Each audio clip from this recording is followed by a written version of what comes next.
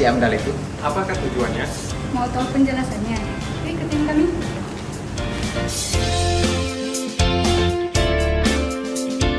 Perkenalkan, nama saya Degri Mulia Parilopan.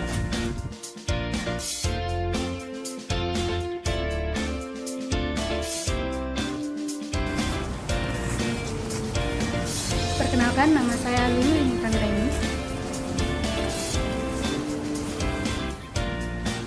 Perkenalkan, nama saya M. Nadu Heriansyah.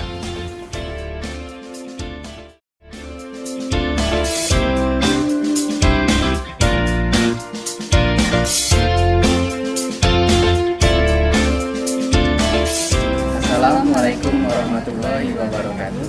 Kami dari kelompok 2 akan memaparkan materi analisis mengenai dampak lingkungan tentang bidang perhubungan, yaitu jalan. Jangan lupa untuk like, Komen. Subscribe.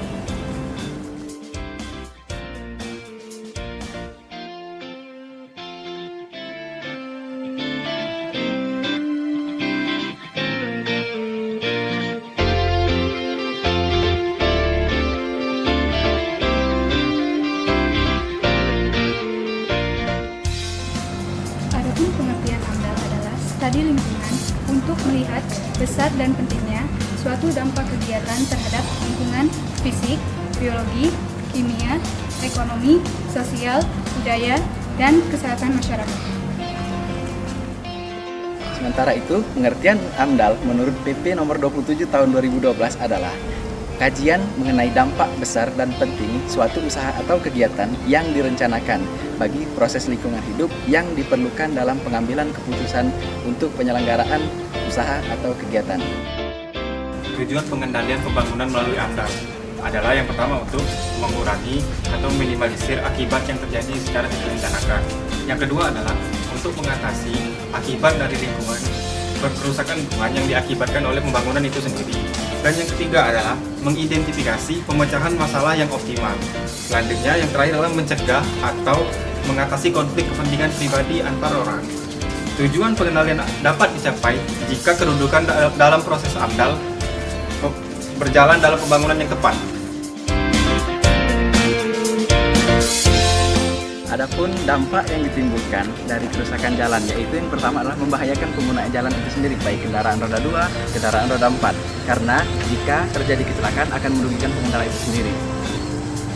Selain dampak yang telah dipaparkan oleh saya, adapun dampak dari jalan yaitu saat keadaan sedang ramai bisa menimbulkan kemacetan. Dan selanjutnya dampak yang dapat ditimbulkan adalah dapatnya munculnya lubang genangan jalan pada saat musim penghujan telah datang.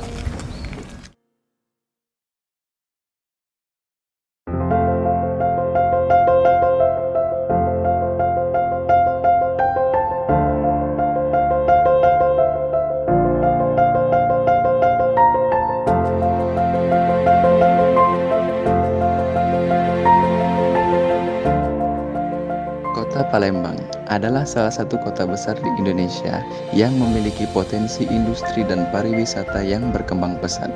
Tentu hal ini menyebabkan kota Palembang memiliki mobilitas masyarakat yang sangat tinggi.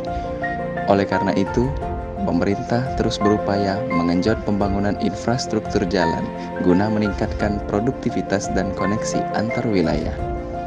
Seperti yang kita ketahui, jalan sebagai salah satu infrastruktur utama dalam aktivitas sehari-hari memerlukan kualitas yang baik guna menciptakan kenyamanan bagi para penggunanya, baik roda 2 maupun roda 4. Namun, akhir-akhir ini banyak sekali kita temui di beberapa wilayah yang ada di Indonesia, khususnya Provinsi Sumatera Selatan, terdapat jalan yang terkesan dibangun dan dikerjakan asal-asalan serta memiliki kualitas yang sangat buruk, sehingga terdapat kerusakan-kerusakan yang justru akan membahayakan para penggunanya sendiri. Tidak sedikit kejadian berupa kecelakaan yang diakibatkan oleh lubang-lubang pada jalan, bahkan sampai merenggut nyawa pengendara.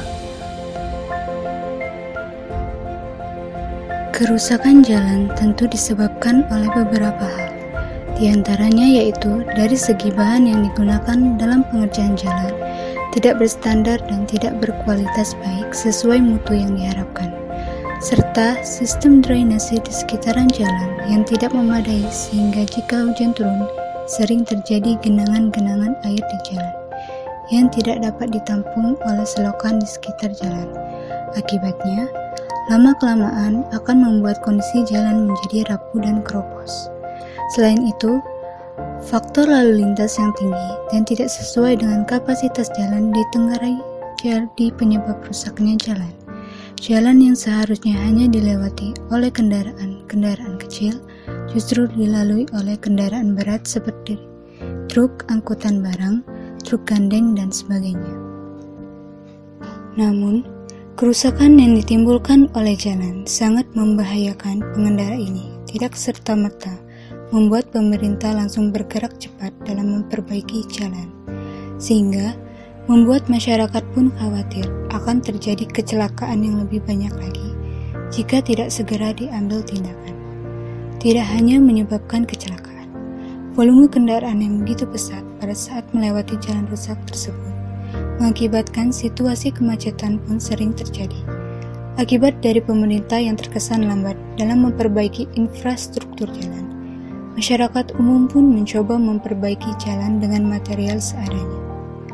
Mulai dari kerikil, batu bata, hingga kayu dijadikan bahan penutup jalan yang rusak.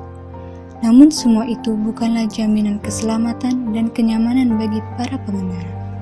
Perlu dilakukan perbaikan dari pemerintah daerah yang benar-benar menggunakan alat dan bahan yang sesuai dengan prosedur dan standar yang berlaku, sehingga tingkat bahaya yang bisa ditimbulkan oleh jalan tidak terulang lagi bagi pengguna jalan.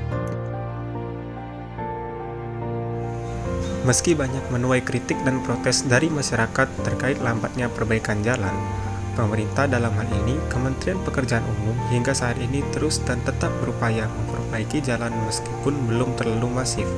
Beberapa jalan pun sudah ada yang diperbaiki khususnya di wilayah kota Palembang sendiri.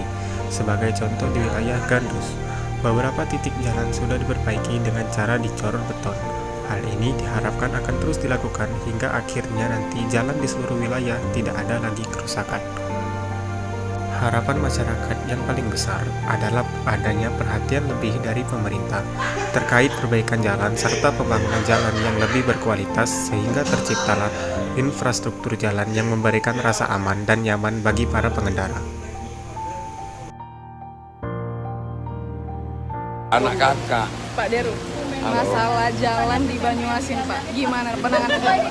Sebenarnya persoalan jalan ini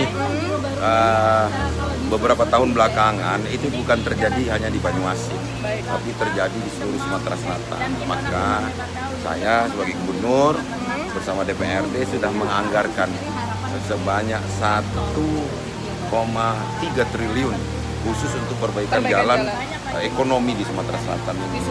Plus anggaran yang diberi oleh kementerian itu dengan nilai yang sama, maka lebih kurang 3 triliun itu tahun ini akan kita fokuskan di infrastruktur khususnya jalan, dan ini akan kita launching di bulan Februari. Semua serentak, kepala daerah, para bupati, wali kota, saya akan pencet gongnya, saya akan gong dan kerja bareng. Demikianlah hasil pemaparan dari kelompok kami tentang analisis mengenai dampak lingkungan yang terkait bidang perhubungan, yaitu jalan. Sekian dan terima kasih. Sampai ketemu lagi.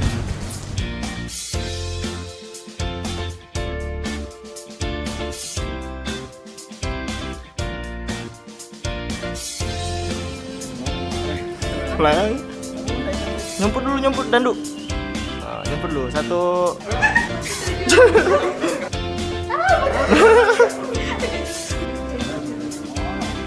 Diam dulu.